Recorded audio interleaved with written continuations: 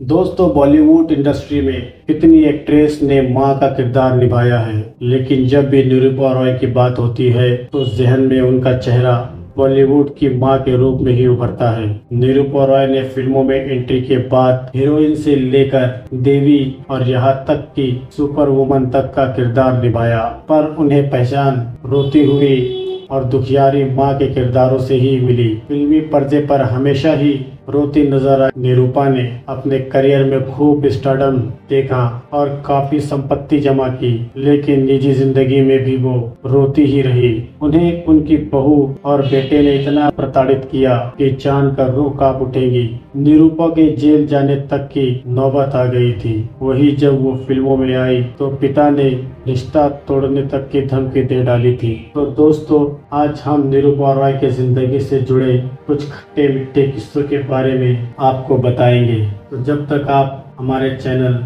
Back movies को subscribe कर लीजिए और वीडियो को एक लाइक जरूर कर दीजिए। तो दोस्तों, चलिए शुरू करते हैं। गुजराती फिल्मों से करियर शुरू करने वाली निरूपा रॉय का जन्म गुजरात के वलसाड़ में एक गुजराती परिवार में हुआ था। उनके पिता रेलवे में कर्मचारी थे।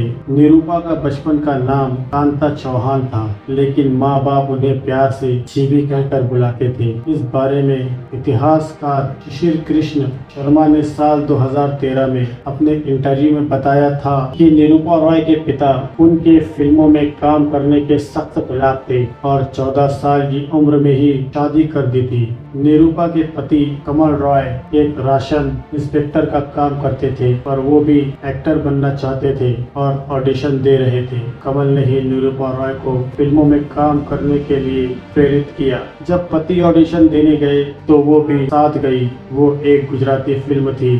डायरेक्टर ने कमल को रिजेक्ट कर दिया, पर निरूपा को साइन कर लिया गया। लेकिन जब निरूपा रॉय के पिता को पता चला कि बेटी फिल्मों में काम करने लगी है तो वो भड़क गए। निरूपा रॉय ने एक इंटरव्यू में बताया था कि पिता ने उनसे कहा था कि वो रिश्ता खत्म कर लेंगे। दरअसल जिस समय निरूपा ने फिल्मों में कदम रखे थे उस वक्त लड़कियों के एक्टिंग करने को बुरा माना जाता था। इसी वजह से पिता नाराज थे। ये गुस्सा इतना ज्यादा था कि वो अंतिम सांस तक निरूपा रॉय से गुस्सा रहे और जीते जी कभी बात नहीं की। निरूपा रॉय अपने करियर में आगे बढ़ रही थी। उन्होंने कई हिट फिल्में दी। साल 1940 से 1950 तक उन्होंने करीब 10 पौराणिक फिल्में की, जिनमें वो देवी के किरदार में दिखी। इस वजह से लोग निरूपा रॉय को असल जिंदगी में देवी मानकर पूजने लगे थे। उनके घर पर भी लंबे लाइन लगी रहती थी, लेकिन जिसे लोग देवी मानते थे